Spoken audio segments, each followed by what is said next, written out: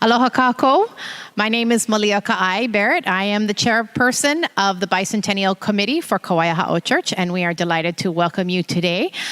We are continuing with our Bicentennial Series, Speakers Series event, and we are delighted today to have a wonderful speaker for you. Kawaiahao Church is celebrating its bicentennial 1820 to 2020, and April is our actual bicentennial date. But every third Sunday of the month at 4 p.m., we will be doing these presentations for you through the rest of the calendar year. So we encourage you to tune in via Kawaiahao Church TV on YouTube or Facebook Live so that you can tune in and have your knowledge expanded as we spend some time looking at the history of the church and the influences of what has made Kawaiahao Church and Christianity in these islands a very significant part of our lives. And so we are delighted today to welcome our wonderful speaker, Mr. Chris Cook. He is a longtime resident of Kauai in the Hanalei area. He is a board member on the Mission Houses trustee. He is also the former editor of the Garden Island newspaper and is an alumnus of the University of Hawaii Manoa. He is passionate about Henry Opukaha'ia and has written perhaps one of the definitive works on the life of this important man. And we are excited to explore further today about this important historical character to our church and to Christianity in Hawaii. We know that Henry Opukaha'ia was really the catalyst to inspire the mission to come to Hawaii and to bring the word of Christ to these islands. And so we are delighted. Chris Cook wrote a book in 2015, which he published, The Providential Life of and Heritage of Henry Opukaha'ia. And so he will be speaking more about that in today's presentation. He is also publishing a new book called Preparing the Way, which will discuss further about the relationship between the Native Hawaiians and the American foreign mission movement and how they worked together to bring Christianity to Hawaii. And so we are really excited to welcome Chris Cook today, and we are looking forward to learning more about this important part of our Hawaiian history and our Hawaiian Christian history. So without further ado, we bring to the podium now Mr. Chris Cook.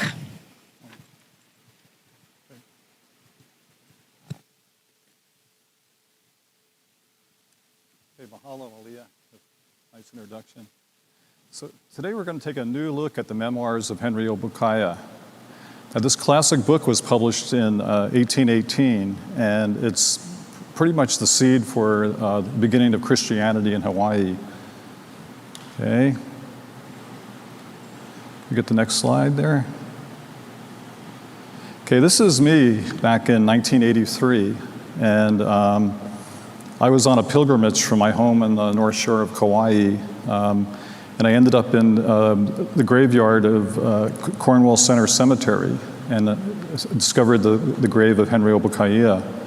And I was inspired that day to search more into his life and to find out what the story was about Henry, about his compatriots, Native Hawaiians that attended the nearby foreign mission school. And that's the root of what we're going to be talking about today. Okay. I am close to the family of Opukaha'ia, the Lee family, who returned his remains in 1993. This is Deborah Lee Kapeka Lee, and I met her when she led the return of Henry's remains from Cornwall to Kahikola Church in Napopo. And over the years, I've worked with the family and prayed with them and have their blessing to do the research I do on Opukaha'ia. Now, the memoirs of Henry Ōpūkaha, the original first edition of it, were reprinted in 1968 by the Women's Board of Missions for the Pacific Islands Hawaii Conference, and again reprinted in 2012. So if you want a copy of the original book, it's easily available at bookstores across Hawaii. In 2015, that's the year I released my book, The Providential Life and Heritage of Henry Ōpūkaha. I was able to place a Sunday feature story in the Star Advertiser, and it was called In the Footsteps of Opukaha'ia. And this was my first-hand account of how I did research in New England and Hawaii and on the West Coast, and how I put the book together and wrote it. And you can find this online through the Star Advertiser. Okay, this is my book, The Providential Life and Heritage of Henry Ōpūkaha, which came out in 2015. And the book's available at the Mission Houses gift shop and at Logos Books in Honolulu. And that's some other look at Kawaiahao Church in Hawaii Island and the Kauai Museum on Kauai. And this is my new book, Preparing the Way. And this is, it's a pictorial book, 160 pages in full color. It's hardbound, oversized, and it's sort of a photo version of my biography of Henry Ōpūkaha. And this is just being released. Okay, the Ōpūkaha is tied into the heritage of Kawaiahao Church. I'm very honored to be able to speak here today. I was just sitting out by the sparkling fountain, the Kawaiahao, that symbolic of what the place name of the church. And just thinking about the long heritage of Kawaiahao Church and how important it is in the history of Hawaii to this day. It's the mother church of Hawaii. Back in 1870, when only Lucy Thurston, the missionary wife, who was in Kailua Kona the bulk of her life, came here to speak during the 50th anniversary of the Jubilee celebration of the mission, she got up here right where I am and said, "The narrative commenced with the touching story of Ōpūkaha, the young Hawaiian who went to America to learn of true Christianity, that he might return and teach his countrymen. He and 3 or 4 other Hawaiians were taught in the mission school in Cornwall, Connecticut. It was their arrival and appeal to Christians in America that led those who embarked in the brig Thaddeus to devote themselves to missions." So what I've discovered about Ōpūkaha is that if you take his life out of the story of the missionaries, that you don't have a mission coming to Hawaii. If you take one little incident out of his life where he might have turned left or right or possibly had been killed in a battle, the whole story of Hawaii would have changed. For the American missionaries wouldn't have come. Hawaii could have become part of Great Britain, could have been part of Russia maybe, or France, but because the missionaries came, we have the strong tie today to New England and America. So we're going to start the story. I'm sort of going to take you on a travelogue of the life and times of Henry Ōpūkaha. And we're going to start on Hawaii Island, Kamoko o Keawe, and this is where Henry spent the first part of his life. So we do a little counterclockwise trip around Hawaii Island. You begin at Ninole and Punalu'u in Ka'u on the southeast coast. And then you go up to Hilo, where his parents were killed in the battle, and up to Kahala, where the warriors who killed his family took him captive for a few years. And then down to the Hikiauheau in Kealakekua Bay at Napopo, where his uncle, Pahua, took him in to train him as a kahuna. Okay. This area is the birthplace of Henry Ōpūkaha, and this is Ninole. And most of you who've traveled Hawaii Island know the black sand beach of Punalu'u. So this is a stretch of beach that Henry grew up on. I'm sure he swam in the ocean. His father fished there. It's a fishing shrine on the right there, the walls, that ancient fishing shrine that his father probably brought a fish, the first catch of his, to honor the Hawaiian gods. In 1796, Ōpūkaha is about 10 years old, and a li'i named Namakea organizes an army and heads up to Hilo at the same time Kamehameha is conquering Oahu. The Kamehameha gets wind of it following the battle up here in Nuuanu and sends his warriors down to Kaipa'alaoa. That's right at the mouth of the Wailuka River in downtown Hilo. And there was a battle there. And Kamehameha's forces just rolled over the army from Ka'u, and his parents fled up into the hills outside of Hilo. And his parents were killed by the warriors. And Ōpūkaha ran away with his little brother, a famous story, and his brother was speared, but they spared his life because he was too young to create trouble, but old enough to be of service to them. So he was taken away to Kohala. After being rescued from Kohala by his uncle Pahua, who was a kahuna of Lono at the Hikiau Heiau, Ōpūkaha was trained from about 1798 to 1808. About 10 years he was in training as a kahuna. And I recently discovered this, that the heiau, which was called Heli Heli Kalani, where he lived, was the same heiau where Captain Cook took part in the Lono ceremony back in 1779. And the ruins are still there. So in early 1808, Ōpūkaha swam out to a New Haven ship named the Triumph in Kealakekua Bay. And he had been desiring to leave for quite a while, and finally he just felt something inside himself said, "This is your destiny," and he swam out to the Triumph to meet a captain named Caleb Britnell. So on the right is a spot at Ka'avaloa, and the X marks the spot is where Captain Cook was killed. So it's interesting that the life of Ōpūkaha and James Cook intersect here at Kealakekua Bay, because both their legacies changed Hawaii forever.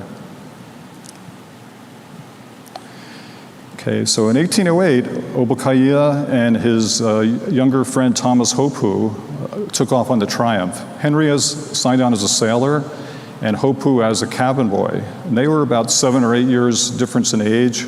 Ōpūkaha was about 20, Hopu about 13. And through analyzing ship logs, I discovered something that I don't believe has been published before. And it was thought that he went to Alaska or the Pacific Northwest with Captain Britnell where Britnell's men were hunting fur seals.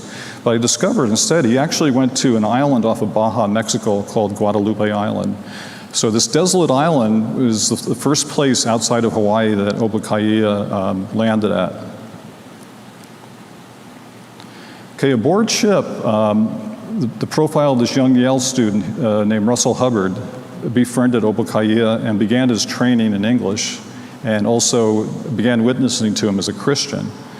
And through a news article sent to me to my website, Opukahia.com, I discovered that Ōpūkaha's last stop in Hawaii, when he was heading out of Honolulu, heading for China with Captain Britnell to trade the fur seals skins they had captured for China goods, they actually stopped in Kauai, in Waimea, Kauai. And this is something brand new to the historical record.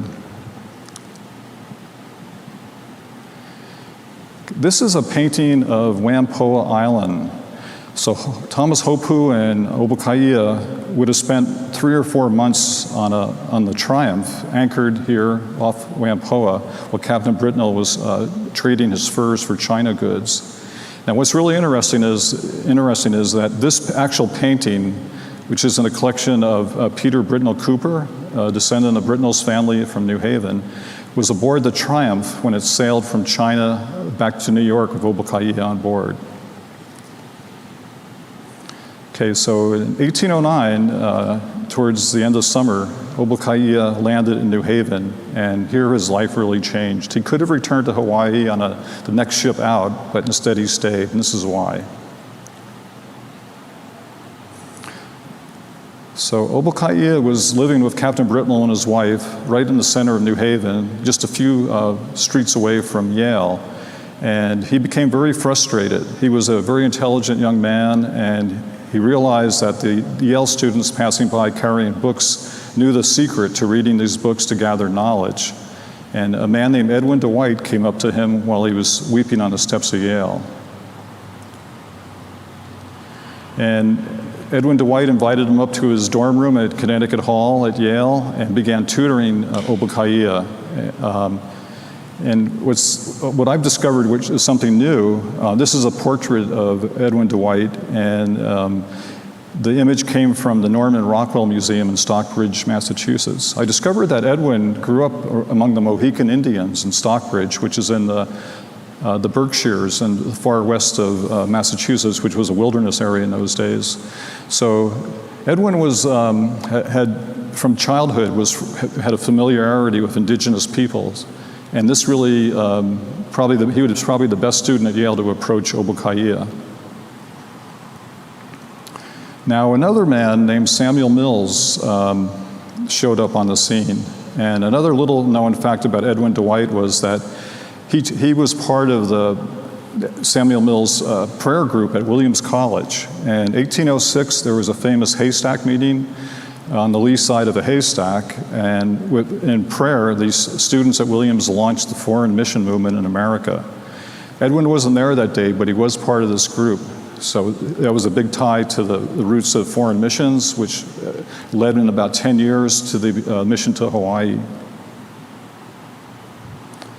So at Connecticut Hall, the building in the back, is where Ōpūkahaia was being tutored by Edwin Dwight and other students. In the fall of 1809, Samuel Mills, who knew Edwin from Williams College, showed up in Edwin's room and met Ōpūkahaia and was very impressed by his intelligence, he was humorous, by his aloha, and he said, the light bulb went off in Samuel's mind, and he said, we should send a mission to Hawaii. He said, shall he be sent back and supported to attempt to reclaim his countrymen? Shall we not rather consider these southern islands a proper place for the establishment of a mission? So these words that he wrote in a letter to another missionary in training is the seed for the mission to Hawaii, and from that came Kawaiahao Church and the whole movement of Christianity in Hawaii. On the left is a visit by the family of Ōpūkahaia in 2017 to Yale University. They had a special day there. And that's Deborah Lee's in the center, and her cousins from Hawaii Island are alongside her. This was on the front page of the New Haven paper. Okay, so let's talk a little bit about Henry's education in New England. So in late 1809, Samuel Mills had Henry released from the home of Timothy Dwight, who was the president of Yale. Now, I believe Ōpūkahaia was working there as a servant, and he had some problems, maybe with language or not being able to fulfill what they wanted him to do. So Samuel saw that it would be better for him to take him out into the country up in Litchfield County, Connecticut, where his family could take Ōpūkahaia in, and Ōpūkahaia had been orphaned since his family were killed back in the 1700s. So the Mills family offered him, for the rest of his life, they said, you have a home, you have support, aloha, we're going to hanai you, you're part of our family from now on. So at first he was tutored at the Mills home in Torrey Ford, Connecticut, which is up in the northwest corner of Connecticut, and taught catechism, basic Bible studies, basic reading and writing. Then 1811 he went to Andover, which is a town 20 miles north of Boston, where today is the Phillips Academy at Andover is located. And students there, theology students at Andover, chipped in, and they paid for the tuition of Ōpūkahaia at a place called Bradford Academy. And this was an elementary school, and Henry was about age 23. It wasn't unusual in those days for somebody older to come back to school, so it wasn't that strange. From there, he was tutored at Andover and worked in the summertime in fields, felling trees, and had a life there.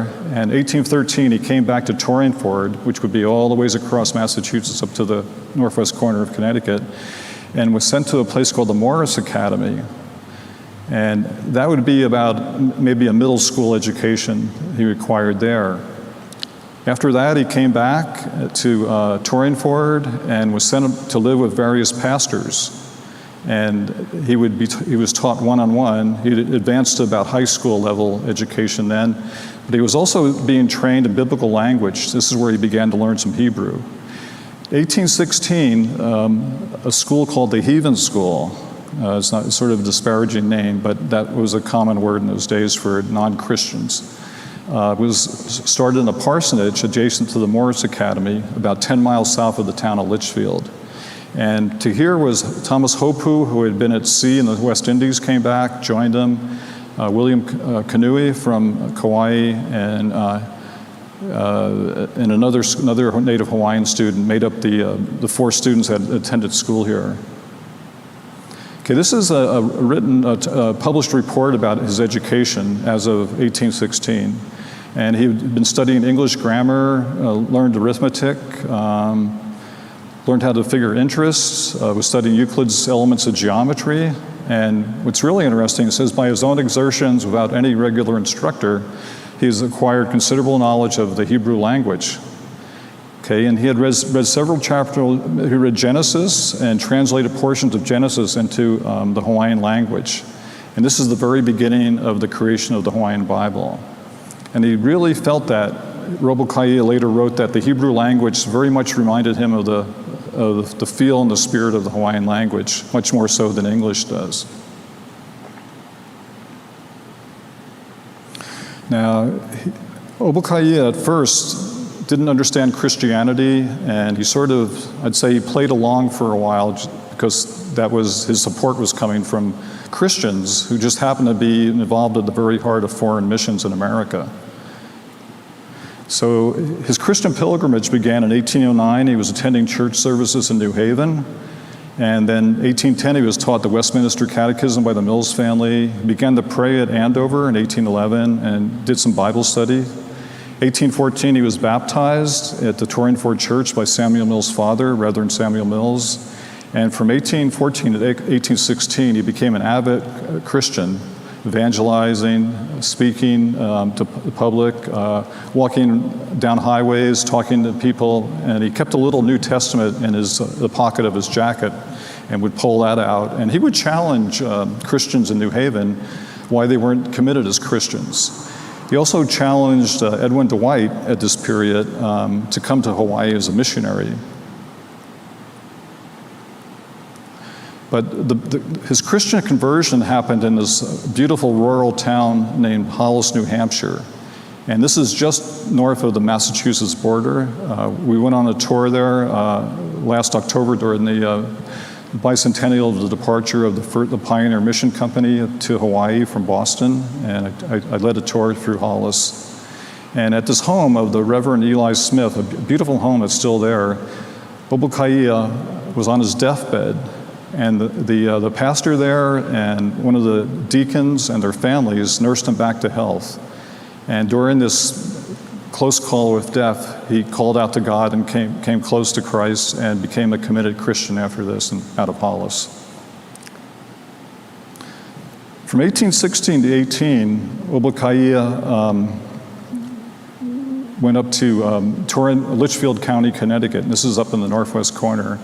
And it was an area at that time called a Field of Divine Wonders. Now this is really amazing that Litchfield had the most churches in revival, the most support for foreign missions, and again, his providential life, he ended up in probably the hottest spot for the Second Great Awakening, which was a big movement in New England. It began in 1800 in New Haven, and resulted in the sending of foreign missions, of prison reform, women's rights, anti-slavery movement, temperance, anti-alcohol, Bible Society, more help for the inner city missions in New York City, missions of sailors, you name it, the Second Great Awakening got it going. And a lot of these issues played out in the news today of America.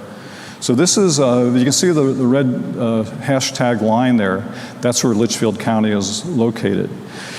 Now, a minister who became pretty prominent in New England named Edward Dorr Griffin was pastor of a church in a little town called New Hartford, and it was just down the highway from Torringford where Ōpūkahaia was.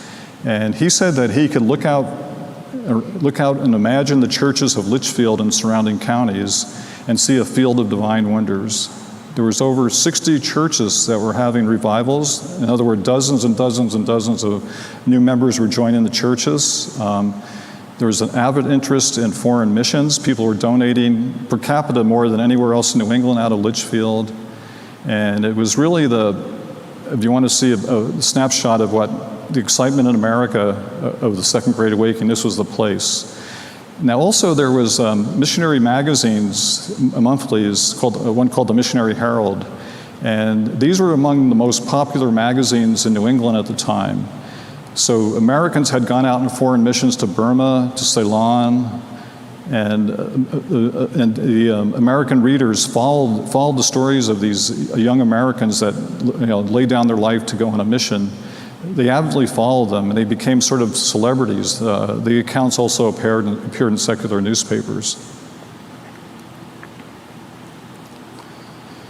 Now, this is an important little church. The photo on the left is of the tour that I served as the interpretive guide on. It was called the Kawaiaha, New England tour. And this was the last week in October of 2019. And this is some kahu and other folks from Kauai to Hawaii Island that went on this a bus tour from right across New England. And we held a service inside the South Canaan Church in Litchfield County. Now, this is the only church still standing where Opukaha'ia actually went in and attended services. All the other buildings of the churches, the sanctuaries, have been torn down or burnt down since his lifetime. So this is the last church where you can go in and say this is where Opukaha'ia actually sat in these pews. And what's important there was that Opukaha'ia, he rapidly accelerated in his learning, and he was at the level of a college student, maybe even a graduate student in biblical studies at this point. He picked up Hebrew, knew some Greek, knew some Latin, and was avidly reading the Bible and studying it. And the minister who lived across the street from this church, Reverend Charles Prentice, encouraged him to keep a spiritual journal and also write a history of his life. So Prentice's advice had Henry do these things, and when it came time to compile the Memoirs of Henry Ōpūkaha, these two pieces were very important parts of the book. This is a first edition copy of the book right here I have, and the words that he wrote here at South Canaan are inside the book here, okay? So the summer of 1817, a brand new school called the Foreign Mission School opened in Cornwall, Connecticut. And this was something became very celebrated in New England. This is the actual building decades later after Ōpūkahaia and Hopu and other native Hawaiians studied here. Now I believe Ōpūkahaia lived in the second story of this building. He was a star pupil. The people of Cornwall donated the building and land. The American Board of Commissioners for Foreign Missions, which was established in 1810, funded the school and oversaw it. And a number of native Hawaiians joined Henry there, including Humehumi, George Prince, the son of Kamali'i, the king of Kauai. Now the building in the back here is the Commons, and this building still stands. And this is the ladies from Kawaiahao Church with the golden scarves there. They were on the tour with us, and they were in New England for the bicentennial events happening in October of 2019 at Boston. And the man on the left is Ben Silliman Gray. His ancestor was the pioneer in teaching chemistry at Yale. And he's the owner of the home right now. So in this building, that's where the Ōpūkahaia, Hopu, and the other native Hawaiian students, they did their laundry, they came and sat around the fire, they socialized. Some of them lived here. It's where they had their meals. And Cornwall's a very small little village, and it's easy to walk from, where the Foreign Mission School was to the Commons, and the graveyard where Ōpūkahaia is buried is just a short walk from the downtown too. Now, what was important about the school is it was, I believe, the first school in the world that the idea was to take indigenous people that were found in a place, found in New England, and train them to become missionaries to return back to evangelize their home countries after being sent back. Now, Ōpūkahaia, he did some speaking away from Cornwall. This is in February 1817. And the American Board of Commissioners, which was formed at the request of Samuel Mills and other students at Andover in 1810, what they did when they identify somebody who might become a foreign missionary, they would send them out to speak in churches and to raise their support, to raise money for the foreign missions movement. And this was sort of a trial to see how serious they were about going on a mission. So this is a Sunday night in February, and a large crowd gathers at a small town in Massachusetts, not too far from Williams, where the haystack meeting was, up in the northwest corner of Massachusetts. So this is a newspaper report. So an agent for the American Board of Commissioners, who had recruited Ōpūkahaia back in Cornwall, brought him to Amherst, Massachusetts, and the agent, whose name was Mr. Prentice, gave a sermon about the importance of sending the gospel around the world. Now this is during the Second Great Awakening, so the two things that were going on then was the idea of sending foreign missions to around the world in hopes of the coming of a millennium with the return of Christ to the earth. And the other part was to to send missionaries to Israel. And a second mission, when the Hawaii mission left, a second mission went to, two missionaries went to Jerusalem at the same time. That's another story. So Prentice would sort of work the congregation and tell the story about Ōpūkahaia, they called him Henry Ōpūkahaia in New England. That was his Yankee name. And then it would build up to him coming up in the pulpit, and he was considered, a heathen, somebody that didn't come from a culture that was Christian. They believed in a multitude of gods, and he was from what they called the South Seas, which would be the Pacific Islands. And then Ōpūkahaia would, in pretty good English, would read from Genesis, and then read from Genesis in Hawaiian language. And then afterwards, he would be at the back of the church and hand out tracts and shake hands, and people would make donations to foreign missions. So I have a little, one of the tracts, this is from the same run of the tracts that Ōpūkahaia handed out, and this one's called Conversation in a Boat Between Two Seamen. And of course, he had spent a year at sea as a sailor, so he knew about sailors, about their lives. And they didn't lead the most moral life, so it was a good subject for him to talk about. Okay. Now, another thing Ōpūkahaia did, which really helped when they put the memoirs together, was he wrote dozens and dozens and dozens of letters. He loved to correspond with people. It would be, I guess you'd call them his pen pals, and he had pen pals all over New England. And this particular letter is in a collection at Sterling Library in Yale. And it's a response to a man that he met when he got up and read Genesis in Greenfield, Massachusetts. See, it's addressed to Greenfield. And his name was Colonel Samuel Wells, Jr. And he was a prominent citizen of Greenfield. And you can see the beautiful cursive handwriting Ōpūkahaia possessed. And I like to address this because there's some doubts about his life back in New England. So all these anecdotes I bring up are trying to show that, yes, he was a real person. He did have a really deep experience, and these events really did happen. It's not just a story that was made up to promote missions. And this is some of the inside text of the letter. And Ōpūkahaia notes in this letter of the arrival in Cornwall of a young future missionary to Hawaii named James Ely. And Ely was 17 when he came to the Foreign Mission School, and he entered in June, the same time that the school started up. And he spent 1817 to 1822 living with first of Ōpūkahaia and Hopu, and later of other native Hawaiians at the Foreign Mission School. And we believe that he learned some Hawaiian language.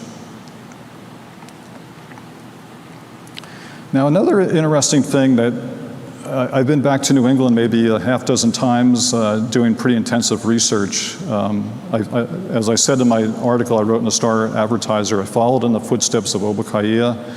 So I made a list of every town, every church, every school that he attended where he went, and I went there in person, and went to the archives. I walked around where he walked, and I really began getting a feel for his life. But the one thing I didn't expect was that I discovered that Ōpūkahaia played a big role in the lives of people that were influential decades later in the anti-slavery movement. Now, this home that you see here is the home of Lyman Beecher. And he was the pastor in Litchfield, which is the county seat in Litchfield County. And his daughter was Harriet Beecher Stowe, who wrote Uncle Tom. Abraham Lincoln called her the little lady that started the Civil War. So Uncle Tom, even though the book sort of is disparaged today, it did draw a lot of support for ending slavery in America. Now, her younger brother was named Henry Ward Beecher, and he was probably the most famous American preacher of the last half of the 19th century. So when Henry was nearing Henry Beecher, that is, was nearing the end of his life, he had a big church in Brooklyn, New York called the Plymouth Church. He gave a talk summing up his life, and he said, I am what I am because Henry Ōpūkaha from the Sandwich Islands was taught at the Cornwall School in Connecticut, and in my boyhood came down to my father's house and produced an impression on me which has undulated and propagated and gone on influencing me. So Henry Ward Beecher also played a role in the anti-slavery movement, and I've discovered a number of other connections. Joshua Coughlin, who was part of Harrison's anti-slavery newspaper. He crossed paths with John Brown, the abolitionist. And more than that, he was a person of color that spoke in churches, was very educated, very well spoken, and his aloha spirit, it sort of changed things in New England too when he went around, and that was really noted. He was really a kind-hearted Christian. He emanated the best of the Native Hawaiian culture and the best of a Christian culture. Now, Kawaiahao, I've discovered that had a tie to Martin Luther King through the Reverend Abraham Akaka, who was the kahu of the Kawaiahao Church back in the 1960s when the Civil Rights Movement, when Martin Luther King led the Civil Rights Movement. So you can sort of see how Henry's role in this, eventually came through the Kawaiahao Church and continued on into the 20th century.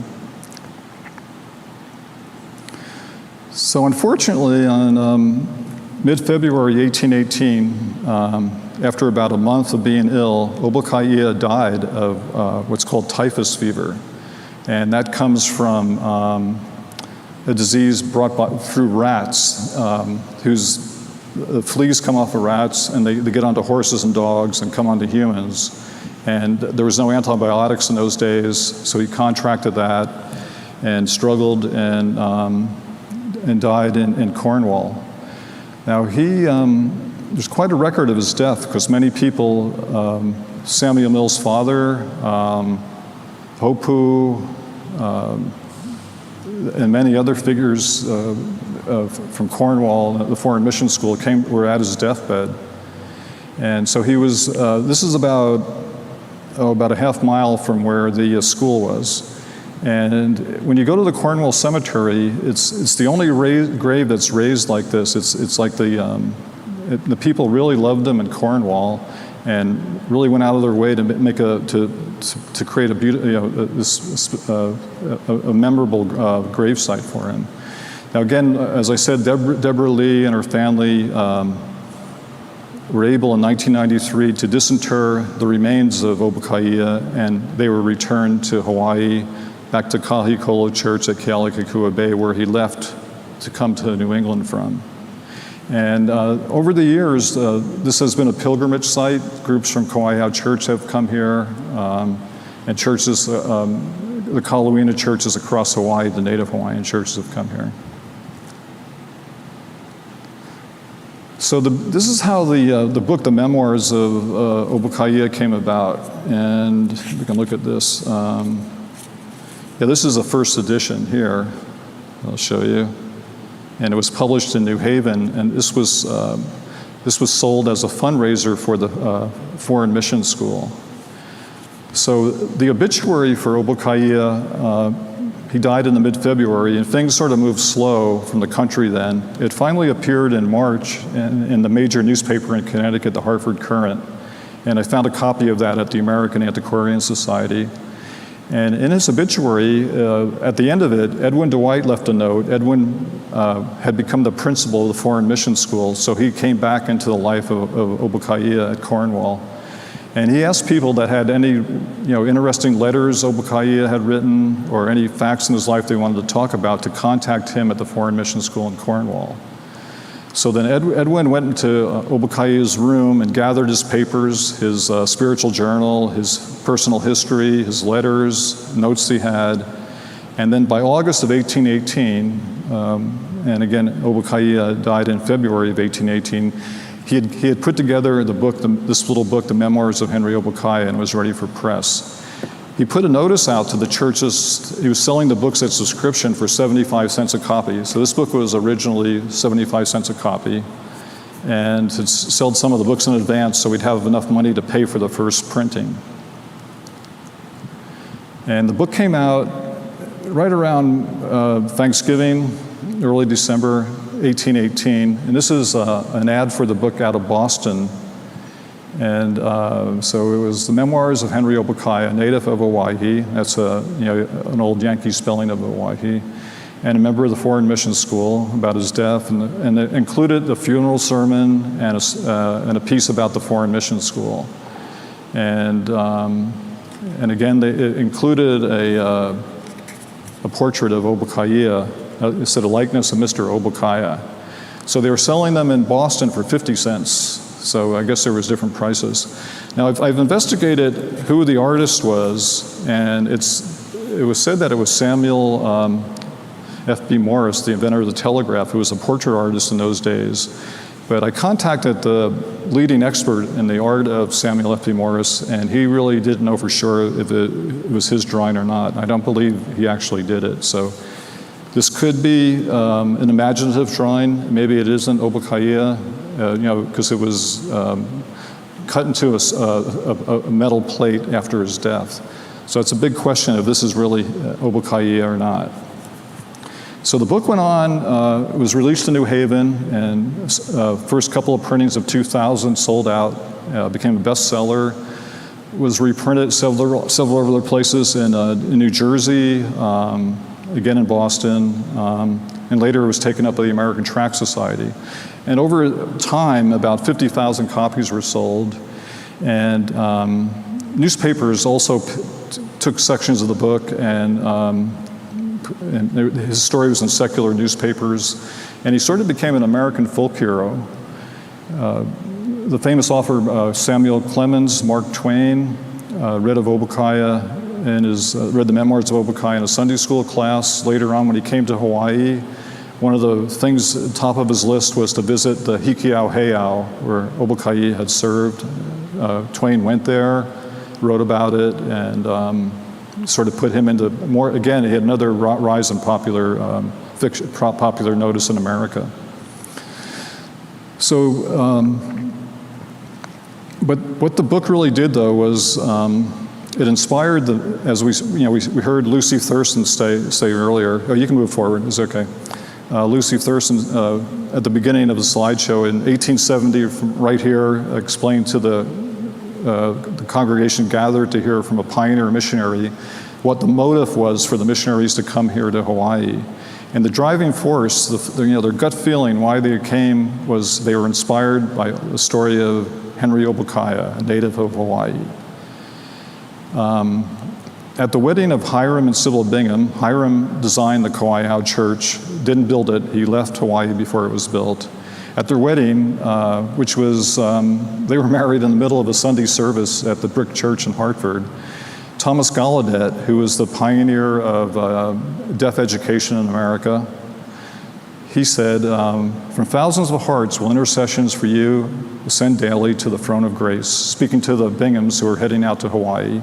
Be faithful unto death, and may the mantle of Ōpūkaha rest upon you. Farewell. So the Thaddeus left in October 23rd, 1819 from Boston, and on board the Thaddeus were a number of these little books, these little memoirs of Ōpūkaha. They went around the Horn and were brought to Hawaii. So at the very beginning of Kawaiahao Church, on the grounds right around here, the first Sunday school class was held in a thatched building in Honolulu in 1820. And Sybil Bingham, the lady there on the left, Hiram Bingham's wife, led the Sunday school class. And she took this same little book, started reading out of it from the Memoirs of Henry Ōpūkaha in English, and Thomas Hopu, Ōpūkaha's shipmate on the Triumph, his fellow student at Cornwall, gave the Hawaiian language version of the story. So nobody in Hawaii knew who Henry Ōpūkaha was when the missionaries arrived. So this story was brand new. So the students in the Sunday school, who would have been young people and old people, and upon hearing the story, Sybil wrote that they broke into tears upon hearing the tragedies that Ōpūkaha faced in bringing the Bible and Christianity to his people. Now, at the end of his life, he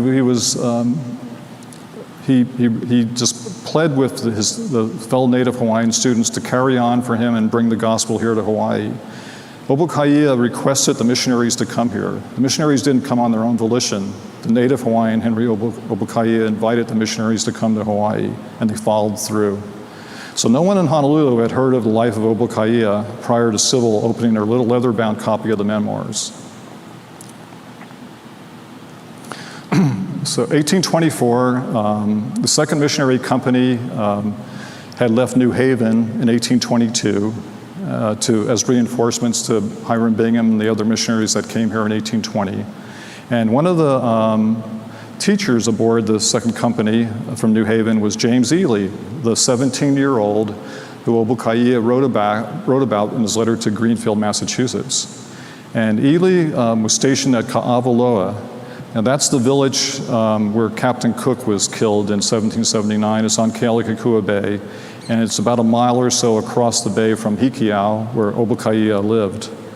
And so Ely wrote this in a report back to Boston, and when he arrived at Ka'awaloa. And when I cast my eyes across the bay and saw the foundation of the heathen temple where Ōpūkaha worshipped, that's Hikiau, I thought of our former prayers and vows and hopes. I thought of his last prayer for his countrymen, which he breathed forth in his dying hour.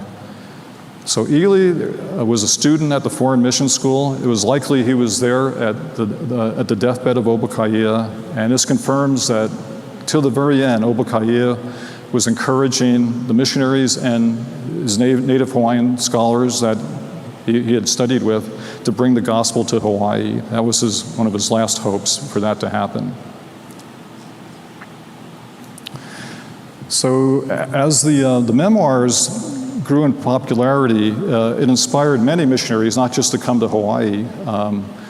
The missionaries that went out to Oregon from the American Board that sort of founded the American stronghold in the Oregon Territory had been inspired by reading the memoirs of Ōpūkaha. And the book was translated into other languages, into the Choctaw Indian language, into Greek, into Dutch. But this copy, which I was able to pick up on the internet out of a bookstore in Spain, this is very rare. It's the only copy I've ever been able to locate, or even in libraries. It's a French version of the life of Samuel Mills. And there's an appendix in the back that's a condensation of the memoirs of Henry Ōpūkaha, and this is in French. So what's really interesting is that the Native Hawaiian churches are called the Kalawina churches after John Calvin, Calvinism. And this booklet, which is about this size, was printed in Geneva, Switzerland, and that's the home of John Calvin. So it sort of came full circle. The story of Ōpūkaha was printed in the home of Calvin, who's the source of Calvinism and the theology of the churches that were first organized in Hawaii, and which today we know from the name Kalawina of the organization of the Calvinist congregational churches, Native Hawaiian churches in Hawaii. Now, in about 1865, when Hawaiian language newspapers really started spreading across Hawaii. Now, the benefits that the American missionaries brought are numerous, and probably the most prominent was the coming of literacy, being able to read and write in the Hawaiian language. Hawaii became the most literate, or one of the most literate nations in the world. Supposedly 90% of the people could read or write within a generation of the missionaries coming. And starting about the 1830s, Hawaiian language writers started writing in newspapers, beginning at Lahaina, students at Lahaina Luna. And by the 1860s, there were full-scale Native Hawaiian language newspapers.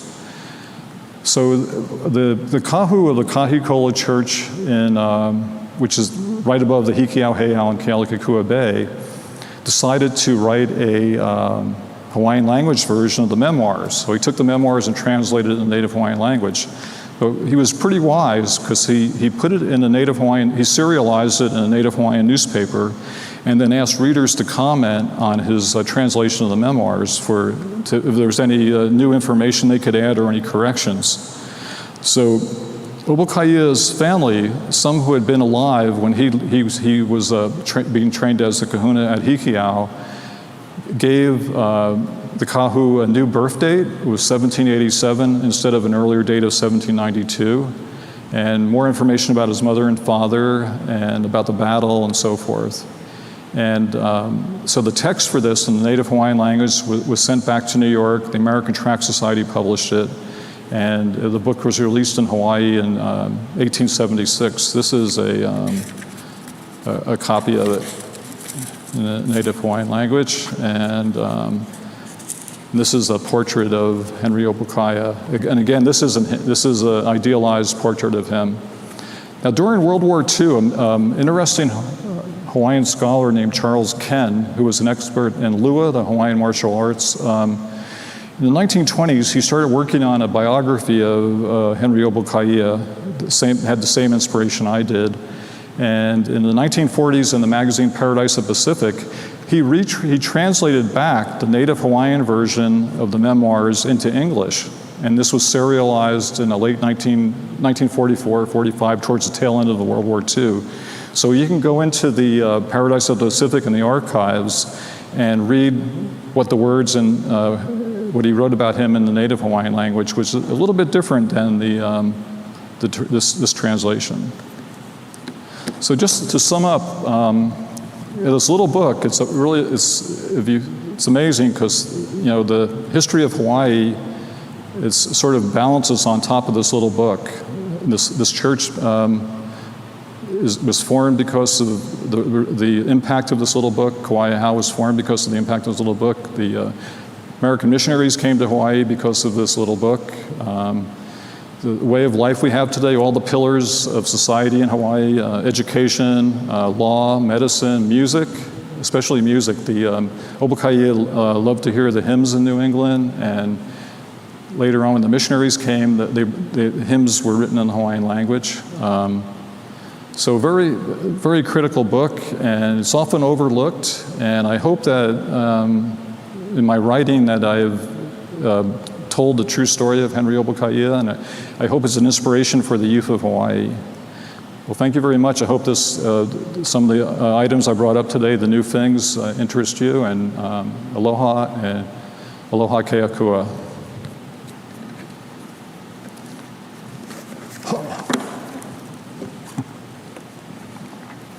Well, thank you, Chris.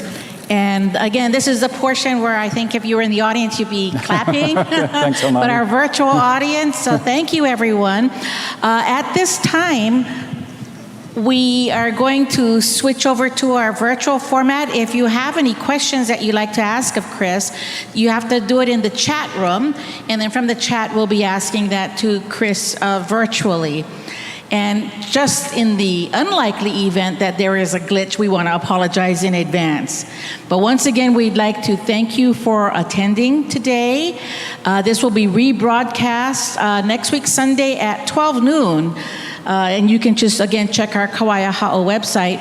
But again, we'd like to invite you to come every third Sunday at 4 p.m. Just to continue celebrating Christianity coming to Hawaii and to Kawaiahao Church for the past 200 years. So at this time, we'll be switching it over to our virtual format, and we'd like to thank you very much. And again, thank you to Chris for honoring us with your information. Mahalo and aloha to all.